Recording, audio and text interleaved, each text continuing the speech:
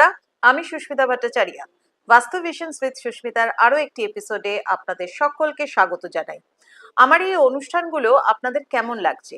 ব্লগগুলো প্রতিদিন দেখেন তো? প্রত্যেকটা এপিসোড ফলো করেন তো?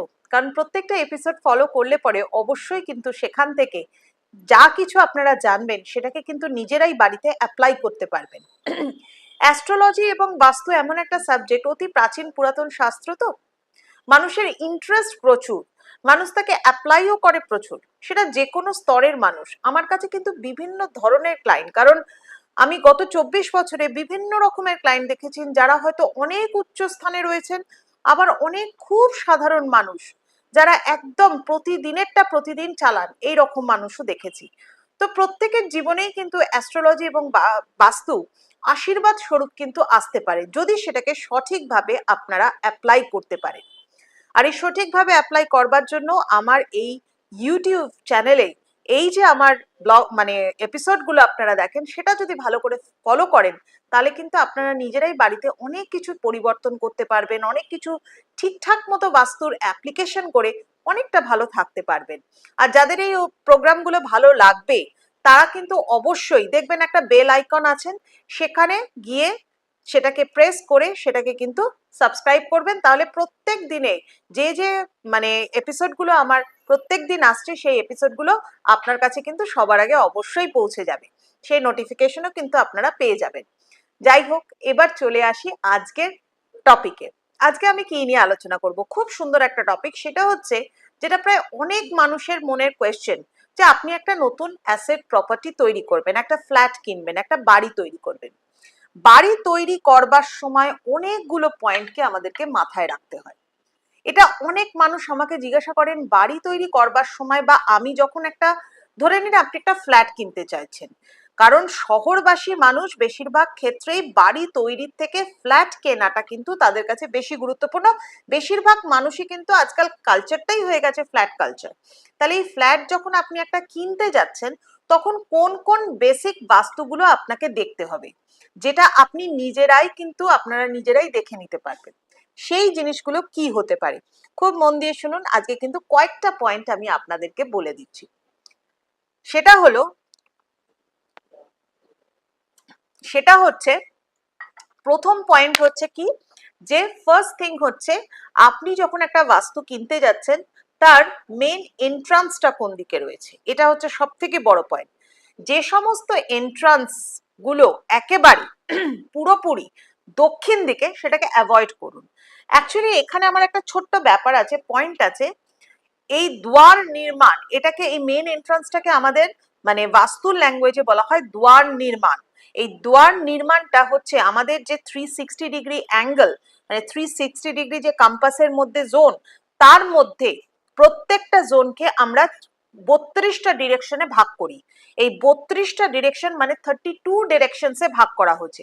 তাহলে 360 ডিগ্রিকে যদি 32 ডিগ্রি মানে ডিরেকশনে ভাগ করা হয়, তাহলে এক একটা ডিরেকশন আসছে 11.25 ডিগ্রি করে।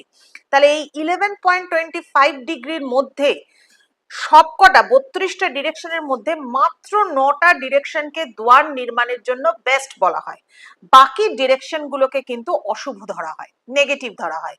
তার মধ্যে নেগেটিভ ইনঅসপিশিয়াস বলছে দক্ষিণ দিকের যাদের দরজা, যাদের দক্ষিণ পশ্চিমে মানে দক্ষিণ পশ্চিম কোণার দক্ষিণ দিকের দরজা যাদের থাকবে, সেটাকেও অ্যাভয়েড করা উচিত।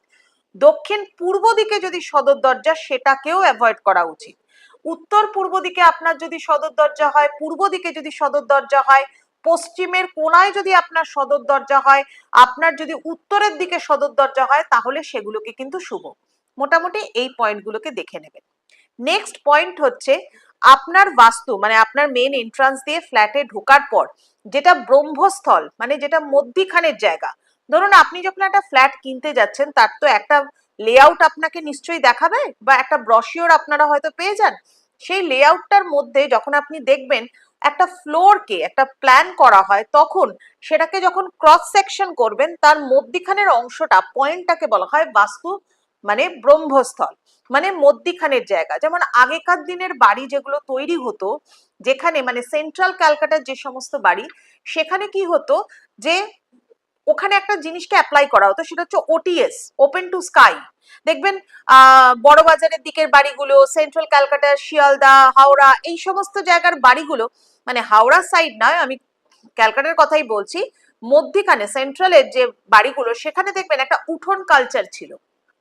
এই যে উঠোন কালচার মানে ওপেন টু স্কাই, এই কালচারটা কিন্তু খুব ইম্পর্টেন্ট, কারণ এটা হচ্ছে বাস্তুসম্মত। এখন সেটা তো আপনার ফ্ল্যাটে করা সম্ভব নয়, তাহলে আপনি কি করবেন, আপনি কি করতে পারেন, ওপেন স্পেস রাখবেন ব্রহ্মস্থলে।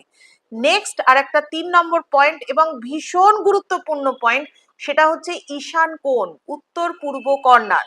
যে ফ্ল্যাটে যাচ্ছেন আপনি, যে বাস্তুতে যাচ্ছেন আপনি, সেই ঈশান কোণ যেন ওপেন থাকে, স্পেশিয়াস থাকে, যেন সেখানে কোনো পোস্ট, পিলার ইত্যাদি না থাকে, কোনো বিম না থাকে, কোনো মানে কাট অফ পোর্শন সেখানে না থাকে, মানে রিট্রাকশন যেন সেখানে না থাকে, এবং উত্তর পূর্ব কর্নারে যেন কোনো রকম ভাবে কোনো টয়লেটের স্থান বা সেই বিল্ডিং এর সেপটিক ট্যাঙ্কের স্থান যেন উত্তর পূর্ব কর্নারে না থাকে।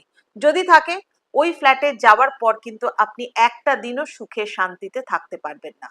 হতে পারে অর্থ আসতে পারে, কিন্তু শারীরিক অসুস্থতা, মানসিক অশান্তি এবং জীবনে বিভিন্ন ধরনের হ্যারাসমেন্ট কিন্তু লেগে থাকবে।